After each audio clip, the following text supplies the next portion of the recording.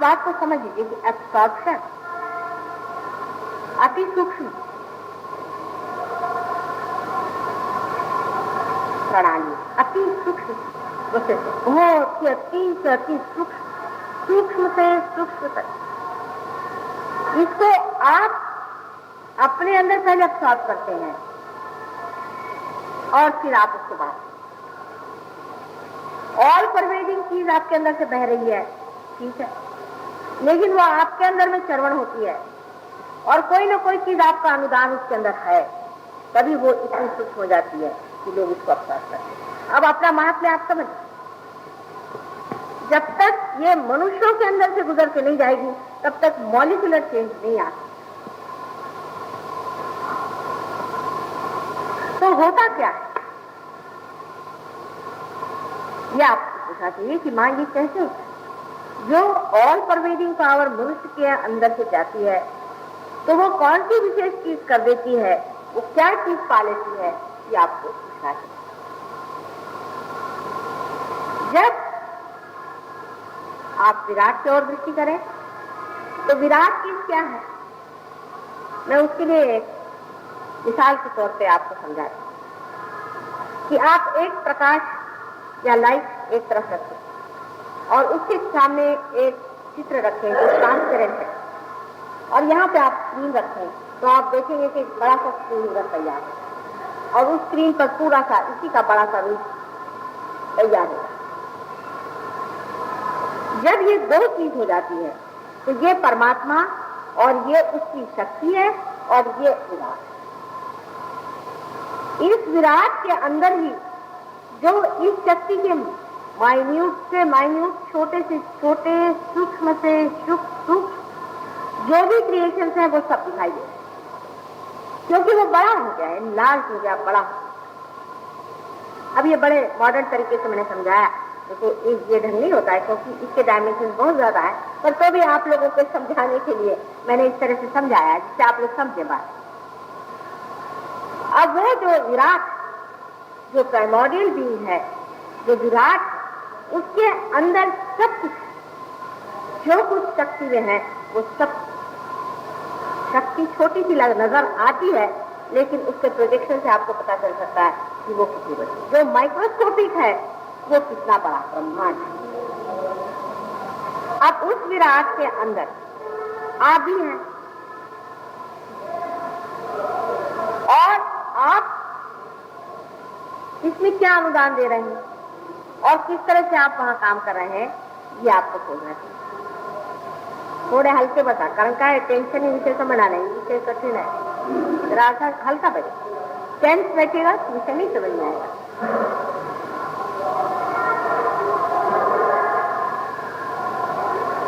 विराट में ऊपर से नीचे तक के शरीर में अंग अंग स्थान है, हृदय स्थान है, हृदय में ईश्वर का स्थान है, ब्रेन है, सब कुछ है जैसे हमारा है और बहुत बड़ा, समझ लीजिए। और उसी में धन भी है, उसी में हर एक चीज है और उसी में विष्टा भी है, उसी में वेस्ट मैटर भी है, जिसको आप लोग बाधा या नेगेटिविटी कहते हैं, वो भी विष्टा है। और उसमें भी देवगण भी है, राक्षसगण भी है, भूतगण भी, उसी शरीर में सब बचे हैं। भूतगण भी है, राक्षसगण भी है। जैसे जैसे उनकी स्थिति बढ़ती जाती है, पांव से बढ़ते बढ़ते वो ऊपर दशा में विराट से आने लगते हैं। जैसे ही आज आप पार हो जाते हैं, आप देवगण में आते हैं। अब आप देवगण हो गए, आप देवता लोग हैं, आप सेंट नहीं, आप देवता। सेंट का तो मतलब है वो जो कि देवतागण में जाने वाले, मतलब कभी नहीं आप कहते अब भी, लेकिन जो निर्विकल्पता में उतर गए वो पूर्णतया देवता गणों में आ गए, वो देवता है। और देवता की ये शक्ति होती है कि वो परमात्मा का जो ऑल परवेडिंग पावर है, उसका जो रक्त है, समझ लीजिए, जो उनके अंदर से फ्लो करता है, उसमें वो अपना देवत्व भी डाल देते हैं, देवत्व डाल देते हैं।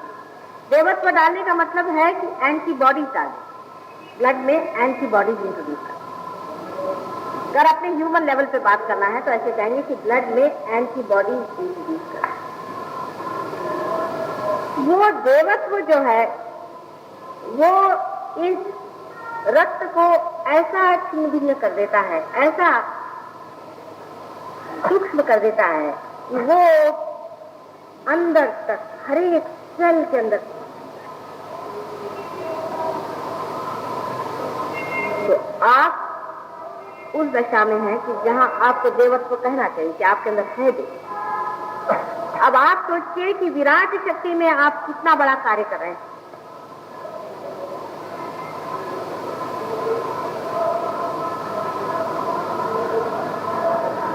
बहुत से लोग ऐसे हैं अपने में भी कि जो अभी इस चीज को समझ नहीं पा रहे। ये कितनी बड़ी चीज।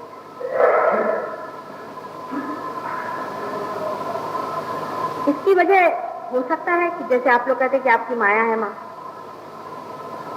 लेकिन मेरी माया से भी ज्यादा ये आप लोगों का ही पागलपन है कि आप किसी चीज को एक्सेप्ट नहीं कर रहे, उसको अब्सॉर्ब नहीं कर रहे। और शायद आपके अब्सॉर्प्शन के लिए मैंने ये शरीर की धारणा करी कि आप इस चीज को अब्सॉर्ब करें, बुद्धि से नहीं, हृदय से इसको अब्सॉर्ब करें और समझ लें कि आप कौन से स्थान पे बैठे हैं, आपका स्वरूप क्या है, आपकी आज दशा क्या है। जैसे ही आप जान लेंगे कि आप आज आप ये दशा बैठे, जैसे आप मनुष्य जान लेता कि मैं राजा हो गया हूं, वैसे उसका सब तरीका बदल जाता है। उसका छोटापन, उसका अधूरापन, उसका पागलपन, ये सब उसका गिरने लग जाता है और वो एक राजा के स्थान पे था। तो वाइब्रेशन पा लेना आसान आप लोग सोचते हैं, वैसा नहीं है। आपने बहुत मेहनत करी है पूरे जन्म में, आप लोग सबने ही मेहनत करी है, उसके बगैर आप इस दशा में नहीं आए। और जिनकी आधी अधूरी रही हुई है उनको अब करनी पड़ेगी थोड़ी बहुत मेहनत। लेकिन आप में से कुछ भी वैसे भी है कि ऐसी मेहनत करके आए थे कि एक बार पार हो गए तो पार। कुछ लोगों की आधी अधूरी चल रही किसी वजह से, किसी कारण, लेकिन वो भी सुचारू रूप से हो सकती है। उसका सारा तरीका, उसका पूरा नो हाउ हमने आपको बताया और हम बताएं, हर एक चीज आपको बताने वाले हैं, उसको हर चीज को खोलने वाले हैं। लेकिन अब भी माया बहुत डीप में।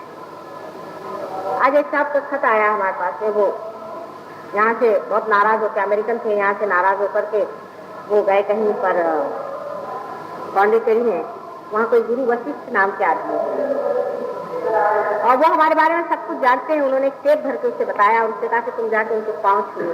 तुमने समझा नहीं कि वो कौन चीज है, जैसे गगनगढ़ महाराज कहते हैं, ऐसे उन्होंने सब हमारे बारे में बात कही। लेकिन आप लोग इसको नहीं मान्य करेंगे उतना जितना वो लोग मान्यता और उसको समझेंगे। उस मान्यता में कुछ है नहीं, लेकिन जितनी उस मान्यता को आप आत्मसात कर रहे हैं, इसका मतलब ये कि आपको सत्य का साक्षात हो रहा है। उस मान्यता में आपका लेना देना कुछ नहीं, होना होना कुछ नहीं। माने ये है कि जितनी आपकी आंख खुले उतनी आपके अंदर मान्यता आ रही। आपकी जब आंख ही नहीं खुली हुई तो आप मानेंगे कैसे? जिनकी आंख खुली है वो जहां भी बैठे हैं वो समझ रहे हैं, लेकिन आपकी आधी अधूरी आंख खुली हुई है, इसलिए उसकी जो मान्यता है वो अधूरी है। जो गुरु वशिष्ठ ने वहां से पौंडीचेरी में बैठ करके हमें जाना है, वो आप हमारे सामने बैठ करके भी और हमको जान करके भी और हमारी बात सुन करके भी नहीं जान पा रहे। और उन्होंने वहां से टेप भर के भेजा कि जा करके माँ के सामने सुनाना और सबको सुनाना कि माँ ये चीज है और माँ ये साक्षात है। जैसे गगनगढ़ महाराज कहते हैं, जैसे और भी एक मिले थे हमें अभी हम बनाते, वो कहते हैं क्योंकि उनकी आंख पूरी खुल गई है। ये तो उनकी आंख पूरी खुलने का साक्षात है।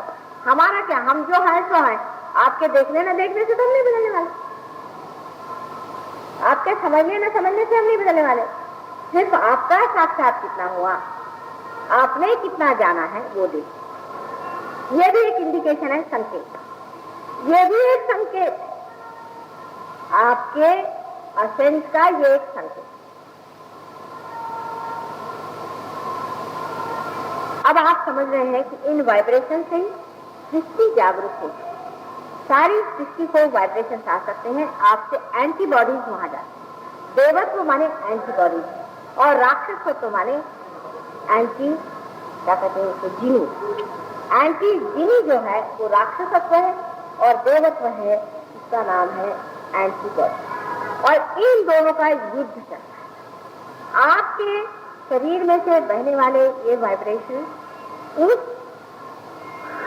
देवत्व को सृष्टि में दे सकते हैं और नॉर्मली आदमी नहीं दे सकता। जिसने इन वाइब्रेशंस को पाया है वही दे सकता, और लोग नहीं दे सकते। इसलिए इन वाइब्रेशंस का महात्म्य समझ। इन वाइब्रेशंस के कारण ही आप संसार में दे सकते हैं। इससे पहले आप दे नहीं सकते थे, आप सिर्फ ले सकते थे। प्रकृति से आपने लिया, सृष्टि से आपने लिया, धरा से आपने लिया, आकाश से आपने लिया, सारे पंच महाभूतों से आपने लिया है और आप जी रहे हैं। और अब आप दे रहे हैं, और दे क्या रहे हैं? देवत्व। आप जब ब्रीथ करते हैं, जहाँ 10 सहयोगी ब्रीथ करते हैं वहां देवत्व का होता है। इसीलिए मैं कहती हूँ कि आप लोगों की अब नई दोस्ती होनी चाहिए, नई प्रायोरिटी होनी चाहिए। आप लोग जहाँ बैठे हुए, यहाँ देवत्व खड़े, यहाँ हनुमान बैठे हुए, आपको नहीं दिखाई देते मैं क्या हूँ, लेकिन जो देखने वाले हैं तो उनको दिखाई देंगे। यहाँ पे सारे चिरंजीव बैठे हुए, सब के सब यहाँ बैठे हुए हैं। अभी मेरे साथ आए, ऐसी बात नहीं तुम्हारे साथ किया, सब तुम्हारे ऊपर तैनात है।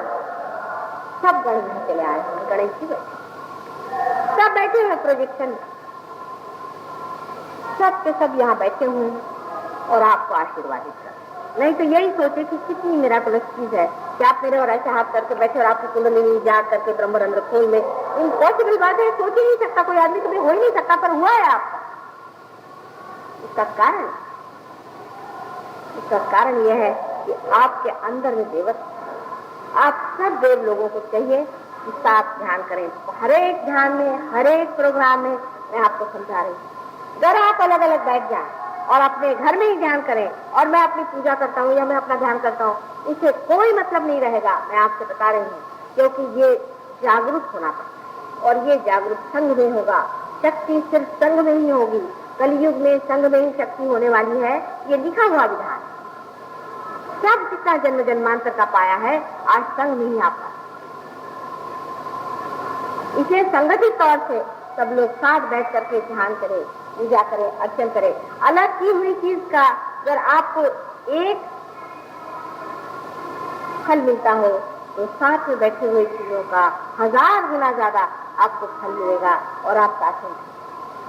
मैंने खुद देखा, जो लोग रोज हर बार प्रोग्राम में आते थे वो बहुत बड़ी हाइट पे बैठे, और जो लोग कभी आए नहीं आए वो थोड़ी बहुत, और जो कभी नहीं आते उनके वाइब्रेशन यही चल रहे हैं। अब आप कहेंगे माता जी हम तो आपकी बड़ी पूजा करते हैं, कदे फोटो रखें, कुछ फायदा ही। दूसरी चीज देना करना पड़ेगा। जब तक आप अपने वाइब्रेशंस लोगों को देंगे नहीं, आपको इसका लाभ पता नहीं होगा। क्योंकि जब तक आदमी, मैं तो बहुत बार जिनको सेंसिटिविटी नहीं आती, उनसे मैं किसी बाधे वाले पे हाथ रखवाती हूँ तो उसका जलता है तो उसको समझ गया। मैंने आपसे कहा था जितने बार आपका हाथ दान के लिए उठेगा, उतने बार आपको कुंडली में उठेगा, उतने बार आपके अंदर ज्यादा जगह होगी, उतने बार आप प्रसरित होंगे, आपका तेज पड़ेगा, आप ऊंचे